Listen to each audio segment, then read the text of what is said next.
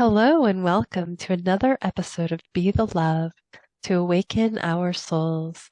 Thank you again so much for tuning in this week. I'm Stacy Musial. And I am Brenda Carey with our special guest, Mary Gooden. We are your co hosts and souls on the journey, and we are on a mission to raise the consciousness of humans and the planet, and we need your help. Please spread the word to your family and friends and join us every week. And if you have resonated with our mission, support us in a way that raises your vibration to love. And if it feels safe for you, I'd like to begin by inviting you to get centered with us. I'd like to begin by inviting you to take a beautiful, cleansing breath in through your nose and out through your mouth, releasing anything that's keeping you from being present.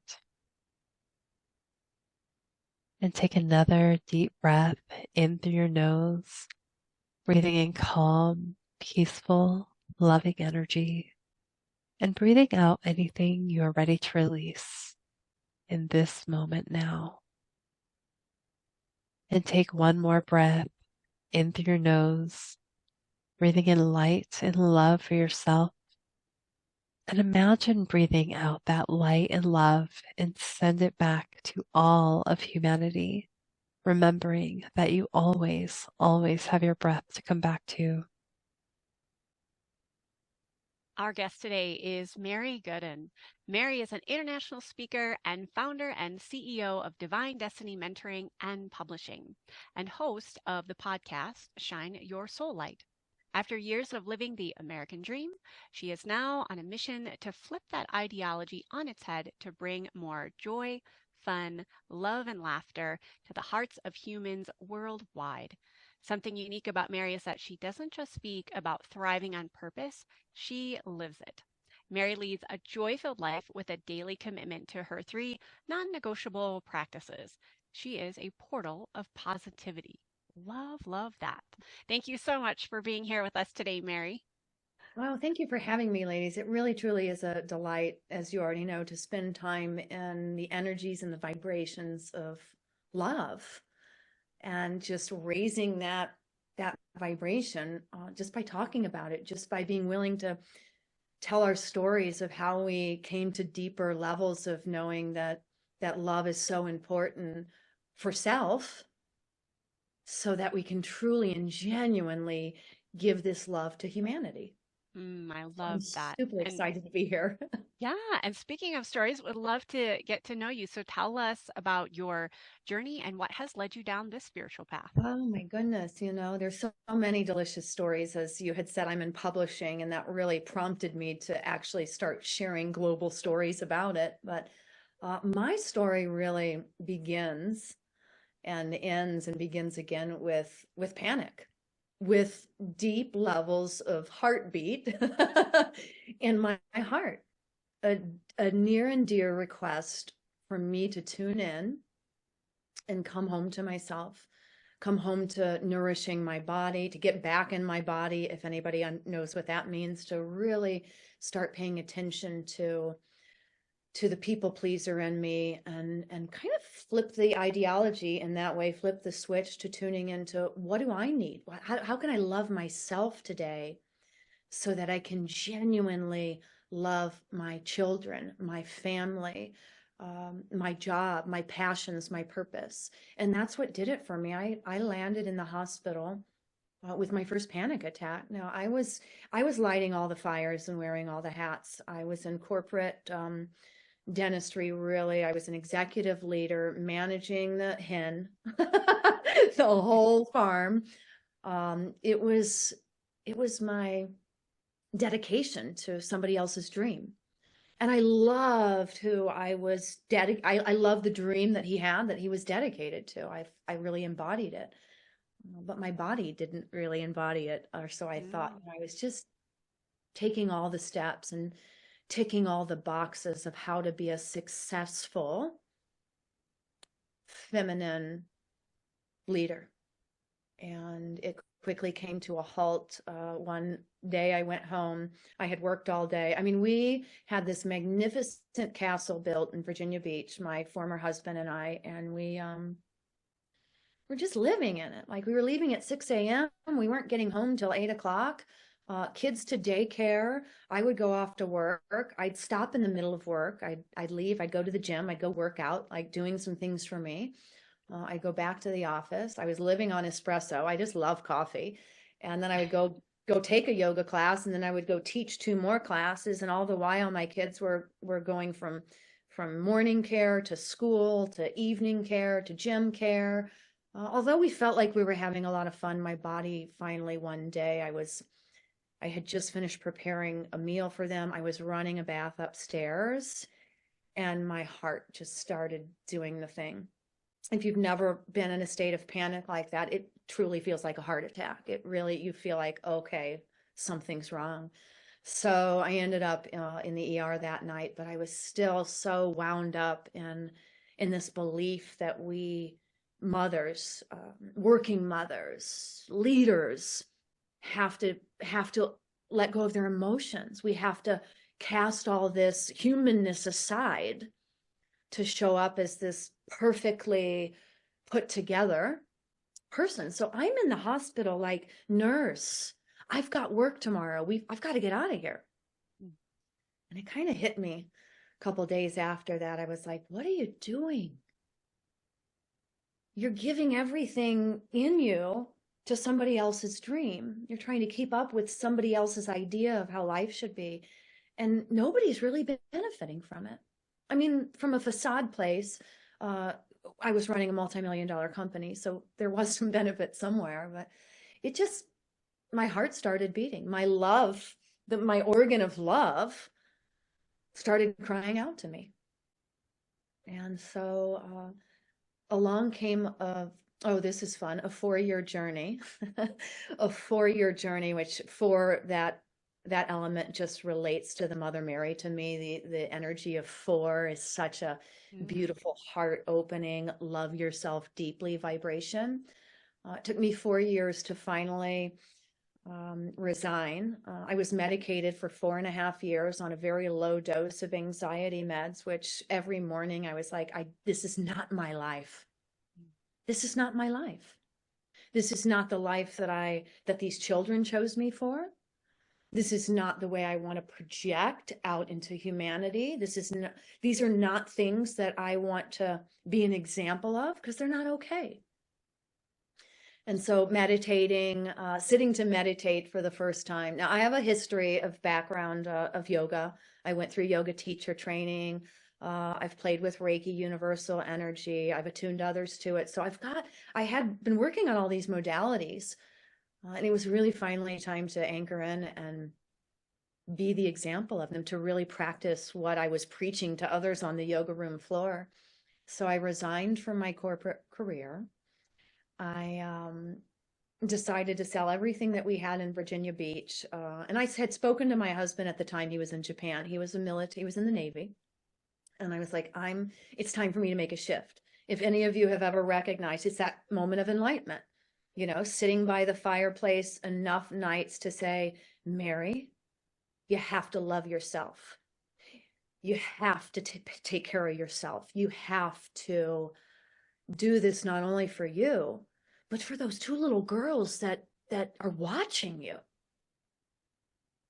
Because they too begin to bring life to humanity and whatever they've learned and whatever you're teaching them. So I did all the things. I resigned. I sold the house. I sold a car. We moved to New Orleans. My sister and I bought a fitness club. I love teaching fitness. So I was a fitness instructor, loved moving the body. So I really stepped into something that was very passionate for me, and that I could share my authentic self. Because being committed to sharing your authentic self is really loving yourself deeply. Like, this is who I am. So I was able to put myself out there. And a couple of years after the gym, we owned the gym. I opened a yoga studio. So all the things started to find their way into place. And it took a decade. This is, a decade span, but it took 4 years from my panic attack for me to really get it. 10 years of yoga practice on my mat to understand that the only way to genuinely serve love in this world is to first be overflowing inside of you. It is to first nourish yourself and love yourself deeply. And in my opinion, the only way that I can love you unconditionally is for me to first love myself. Absolutely. So there I went with the non-negotiables. I have those three non-negotiable pieces of me is the daily connection, the daily prayer inward, the daily claiming acknowledgement that you are a human with a heart of gold. And it takes those things, reminding ourselves of these things, these messages that sometimes come out of nowhere, embracing them, embodying that we are all love. We all have it within us. It's not something they taught us when we took our first breath coming out of the womb. It's not like, okay, love yourself. It was like, okay, how can you make all these people happy? Yeah, So right. it does. It takes a daily practice. And the number 2 is daily movement. So once I do this inner prayer, and I do prayer outer, I call in all the God, universe, source, divine, archangels, Mother Mary. I call all of it into me. Be with me now. And then I go move. I tap, I jog, I get out in nature, I take a walk. If I'm limited on time, maybe I just do a few jumping jacks. I get the inner chi, this energy inside of me. I get all the things inside of me going, the juice is flowing, and then I celebrate. Number 3 is the one I believe is the highly misstep in our practice, our daily lives, is celebrating. And sometimes I just celebrate that I did the first 2. Like, you connected, you moved, good for you. A lot of times celebration will look like sharing, getting on a podcast, hosting, talking, getting an interview on my own podcast, calling a client, calling a friend, and just sharing what I'm excited about, how I'm winning, what I saw today, raising that vibration of joy and celebration and letting others witness it. Because in that, we're sharing your wins with someone, sharing your joy with someone really just ignites a spark in them to Absolutely. see, I can be joyful too. I can celebrate that. I mean, she's just celebrating that she went for a walk. I Yeah. can start doing that. I think Why it don't is like important this? to share wins. I really do. It's contagious. I think that's one of the things I really benefit with having Stacy, being the co-host. Like, we like to share our wins. In fact, I think we had a recent whole podcast episode and look at all the, cool things we got to do through the podcast this year. But I think sharing is so key, right? Because we can get really hung up in the negativity, whether that's the I hate to say the cliche of misery loves company, but there's that. There's if we're listening to whether it's mainstream news or things that don't raise our vibration and keep us stuck and even lower. So I do think it's important that, light workers, intuitives, whatever we want to call ourselves, that we share those wins because it just ripples out. And I really have to be conscious of the people I surround myself with. Not saying I always get the choice, but I do choose to find those people. And I'm sure you are definitely one of those people. We need to have coffee and share our wins sometime because I like coffee too. Uh, and really spread that love out into the world. And I would love to know, as you're talking about your 3 non-negotiables, when you're talking about love and self-love, first of all, how you define love. I'm curious about what your interpretation of love is, and then the importance of self-love through these non-negotiables that you mentioned. So my definition of love is wide open space. And yes, for those of you that like to use the word boundaries, it's just being wide open. It's understanding. Now I do have an affirmation that is in my book, Abundant Affirmations 33. That reminds me every day that I'm safe, supported, and loved so that I can just open my heart. There's no judgment. There's no expectation. There's no condemnation. There are none of those boundaries that we have been taught to, well, maybe I should look at this a little bit more. I'm just wide open. And a lot of people still, even in our space of soulful businesses or soulful life or spiritual living, that still say, well, you do have to protect yourself. And I've gotten to a place in my vibration where I am wide open to being unconditional for whatever it is that's moving towards me. I know I'm safe, supported, and loved. So a lot of it is just claiming, knowing the truth that I'm safe, supported, and loved.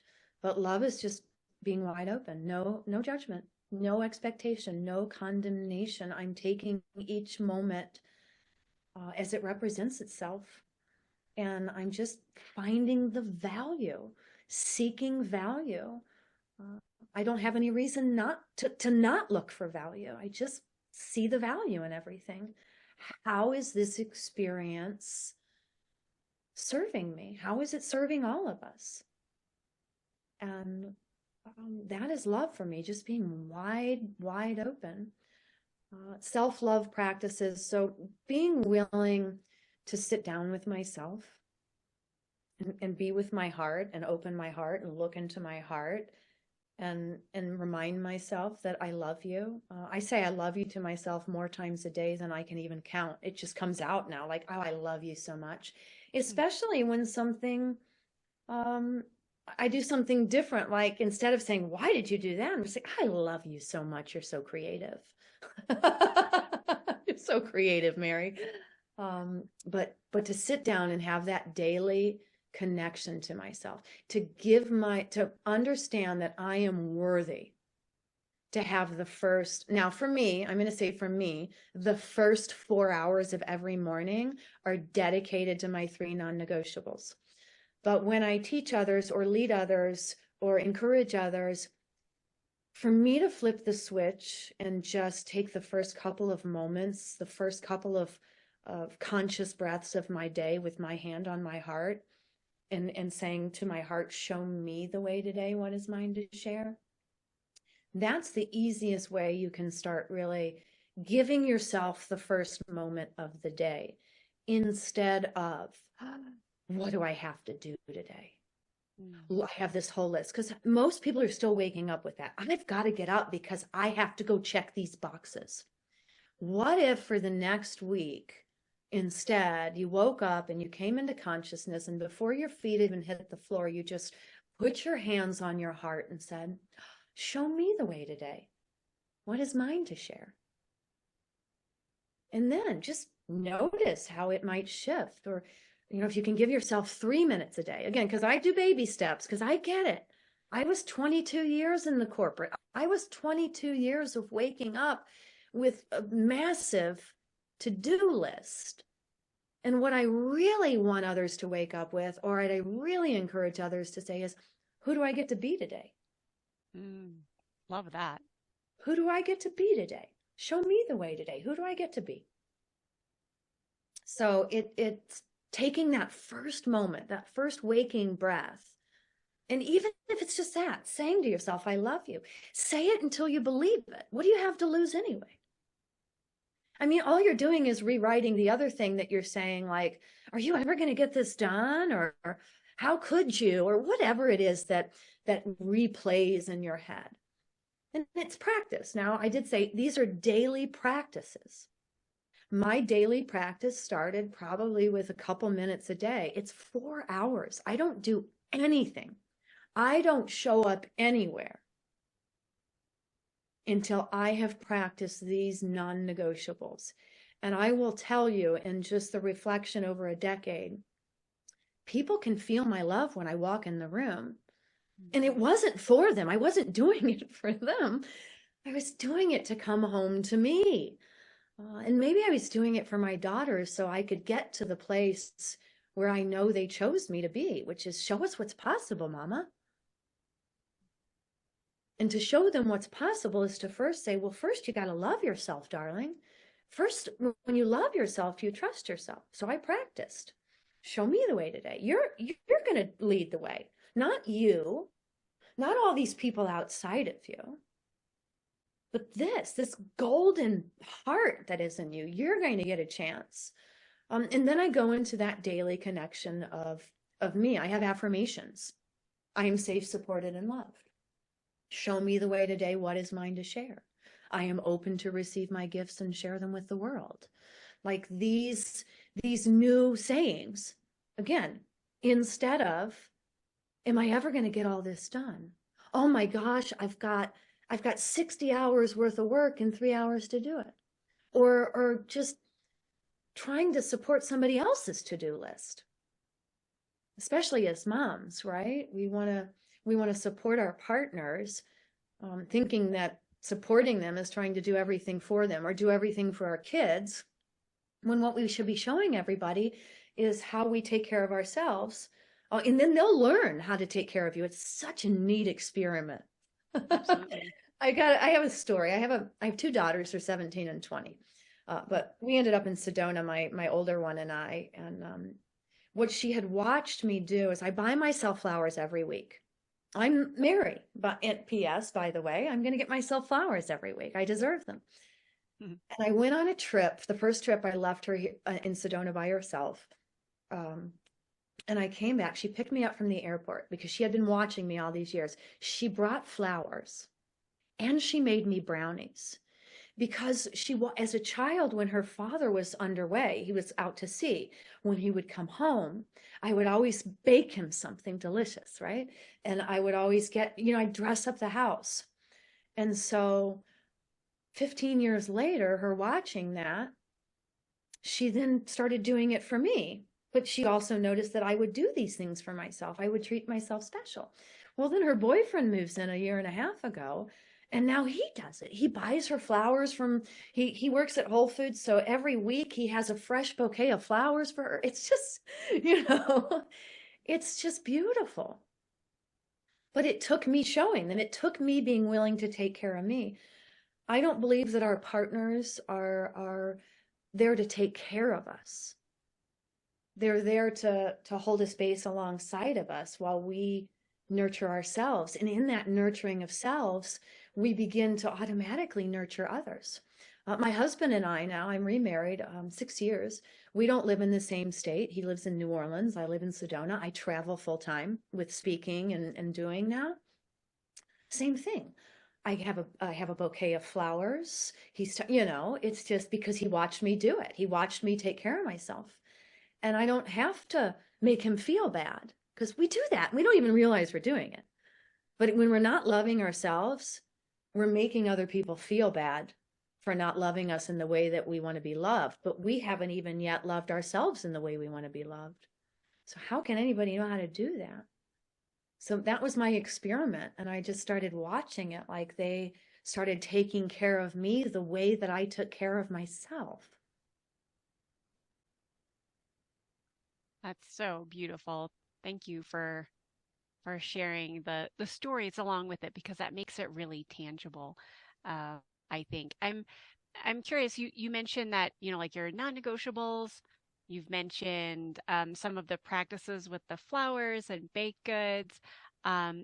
Is that like, I'm assuming that's kind of like a special ritual that you do for yourself, or are there other things that you do to kind of connect with this higher frequency of love? Like, what are some like daily practices or even seasonal practices that you really tap into to create that connection to highest love?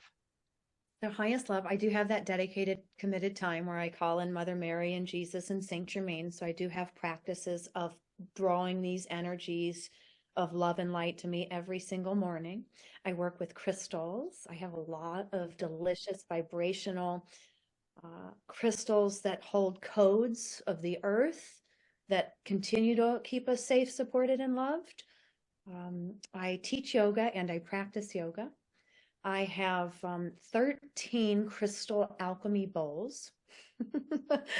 Love sound. Yeah, sound healing is thousands of years old. And I think that was really after I got my first sound bowl, it really did enrich my practices of loving because they have their own consciousness. So I have my bowls in a certain way, like they chose me, just like my children. Everything chooses me, and I'm just a steward of all these beautiful instruments and these beautiful, darling children that chose me. which is way different, I'm sure, than some other people think, right? Like, oh, I've got to do all these things. No, these things chose me. So I have the crystal alchemy bowls. I have tapping practices. I lead tapping journeys. I call them tapping into truth. A lot of breath work. So I host a lot of ceremony, harmonizing. Part of my daily connection, and it's a 7.5 minute practice. It's not, is me going through each one of my energetic set points, the 7 chakra stream of Reiki energy. And I just go through them. I acknowledge these energetic set points within me. I open them up like blooming flowers, so that I can be in my unified self. And then I go move. I always, after I do my 7.5 practice where I connect all my set points in one line, I work with the diamond white light. It moves through my body. Then I go move it. For me, movement is going out and frolicking in nature. So I do a 40-minute frolic every morning. It could be called running. But again, choosing the words change the experience. Mm-hmm.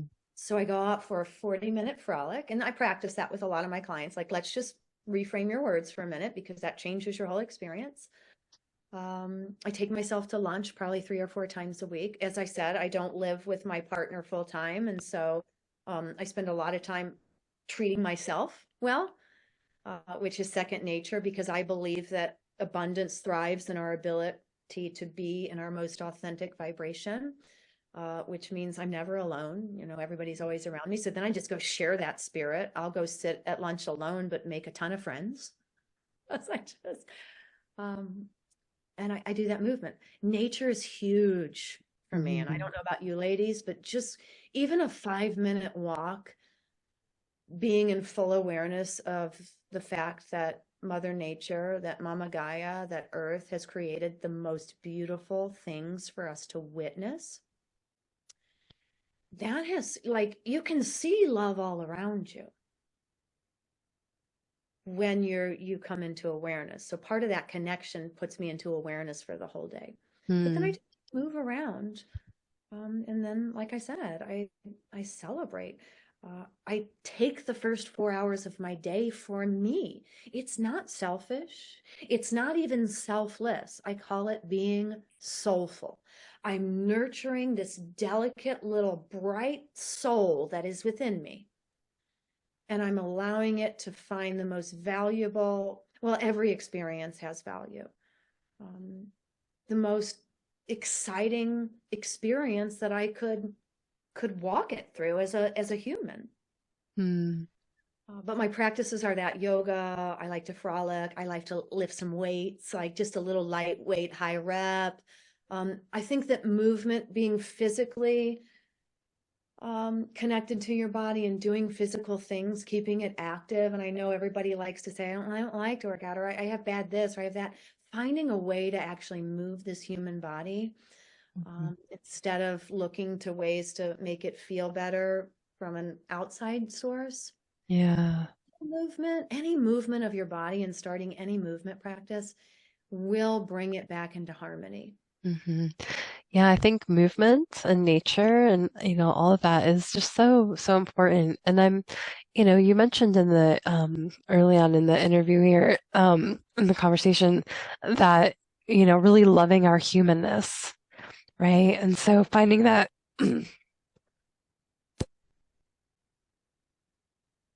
excuse me, finding that space to also love the humanness and move through that. Because I think, there's a lot of people struggling to just, with shame and guilt and, these like deeper emotions that are coming up, that can lead to that panic, right? Or that not listening to those emotions that are coming up, and they start to stack so much that can lead to that, anxiety, depression, panic. And so I'm wondering, how do you go from, that space? Like what are some of the ways that really help to maybe build that muscle for you that, it's someone who hasn't really established any kind of routine like that? Like how do you go from that place to where you're at now? Like I know there's a lot of in between, obviously, but just those stepping stones that someone can take. I always now I'm very fond of Reiki energy. I think it's a very universal, soft, delicate practice. I don't, love is my religion. So I feel like that for me was the most softest of all. And that's where I started with Reiki practices. It is true. We, it's important for us to get in our body. And what do we mean like that? Um, for so long, we've been taught to medicate. If something hurts, outside, something outside fixes the inside. And that's being outside of our body. Or like you said, just stacking it, like I'll worry about this later. So these gentle practices, by just literally putting your hands on your body, you can put your hands on your root chakra and affirm. And this is how it started. Again, it was connecting. Okay, there are energetic set points. There is somebody in there. And I just kept saying that. Here I am. I'm in here. I'm in this body. I'm in this human experience. Put my hands on my root chakra. I'm, on the low base of the body, on my legs. I'm safe, supported, and loved. Even just rubbing your legs, like this is my body. I say that too sometimes, like when my legs start to feel sore after a hike, I'm like, these are my legs. These are my, claiming these are my legs and I feel you and maybe I'll rub you and maybe, I'll respond to my body like it's a baby. I love this for the sacral chakra. So this is a gift that I always give people when they're feeling lack of harmony in their body, anxious, lack of hope. This is our emotional brain down here in our belly, which when people say trust your gut, I'm always like, only if your gut's in harmony would I trust it. I'm very light with that.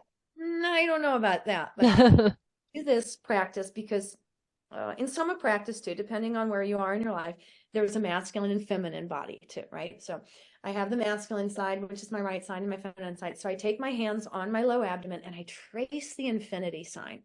And for me, that's bringing harmony and unity back to center. So I'm bringing the feminine and the masculine. They're coming in together with this gentleness, and I'm bringing my emotions into balance.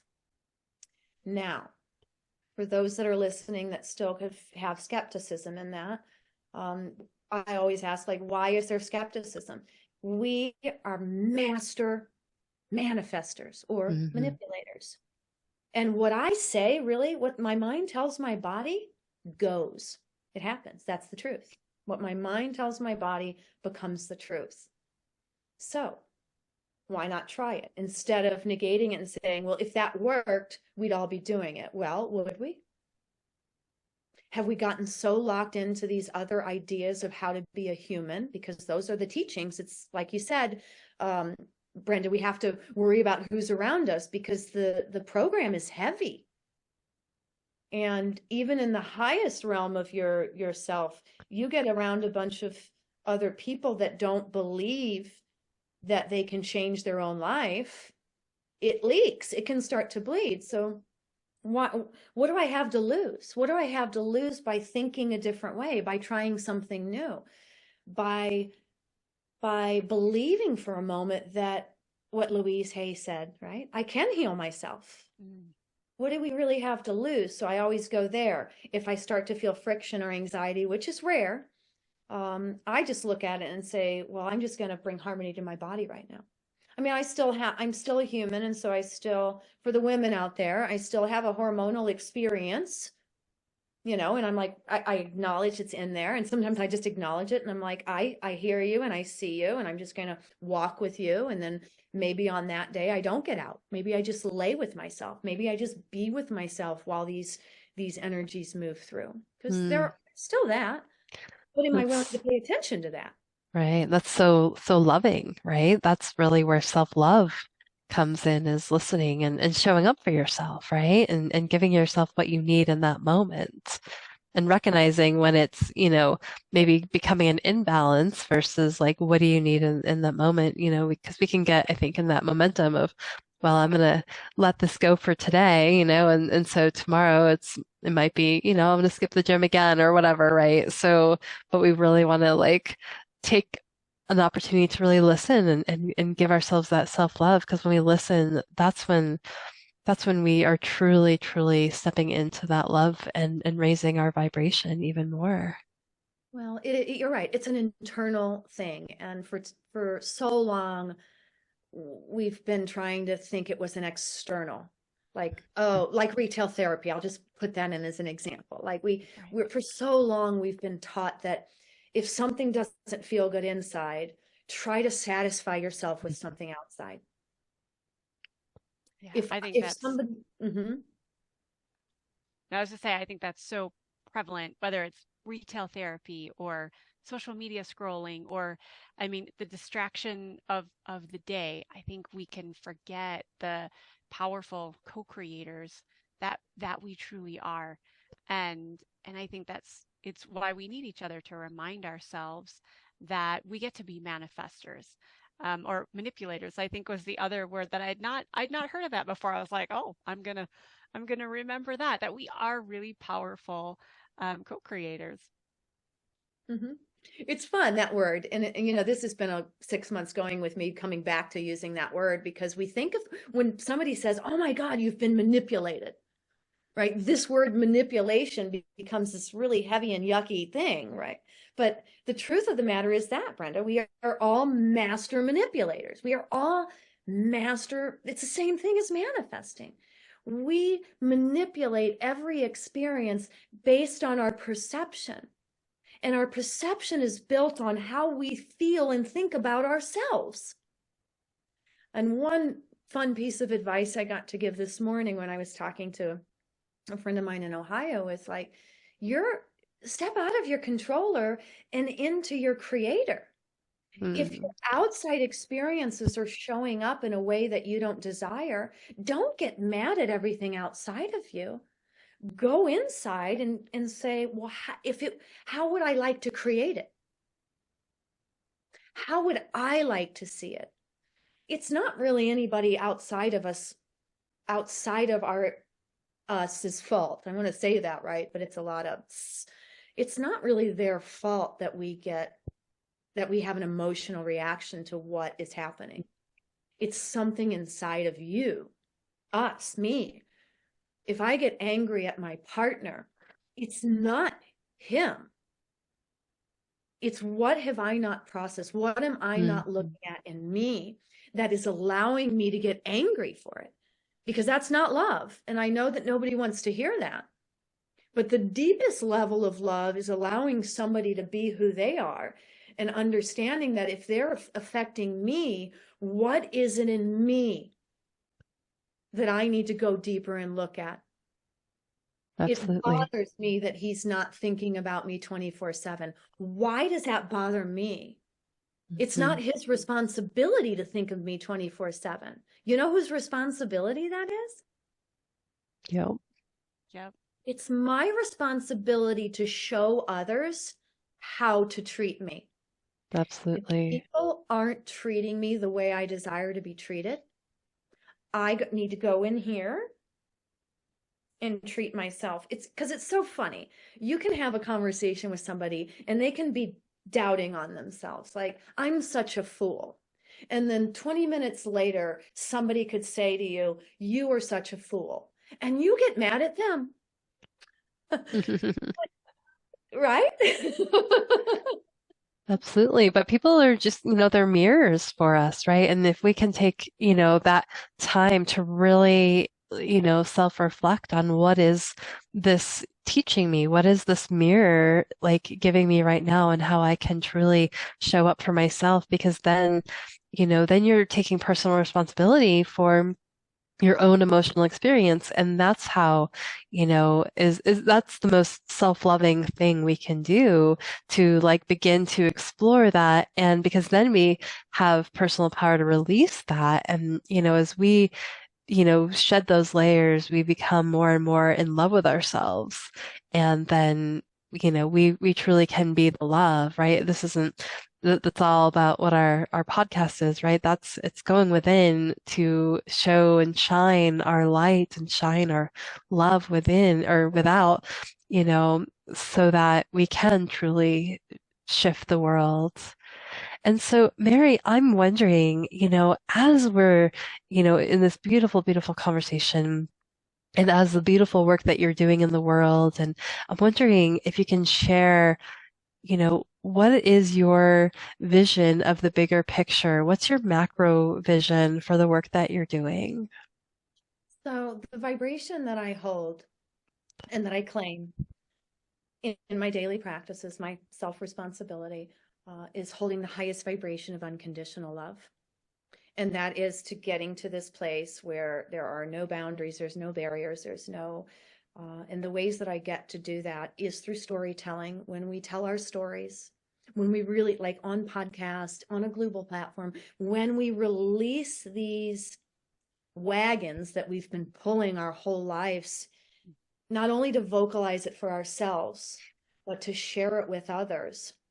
That's why publishing moved through me so quickly, is because when we can get vulnerable, raw, and real in our life, we are then opening ourselves up for that biggest shift to come home to self-love, to come home to say, you know what, that happened. And for some people, it might be like, I let that happen. But just like you said, Stacy, it's when I take responsibility for myself, it becomes so telling stories, being willing to share our trials and tribulations and unfortunate circumstances out loud with others, or write them, is so powerful. And I have watched over the last 3 years so many people shift their entire life by just being willing to finally release the story of trauma. It releases something, it breaks something up in you. But my highest vision really is to restore that frequency of unconditional love. And every morning that I get on my knees and I claim who I get to be, that is who I get to be, the heart of humanity. My children in my visual experience stand right beside me as the heart of humanity. And we claim these frequencies, we claim these energies of Mary and Jesus and Saint Germain.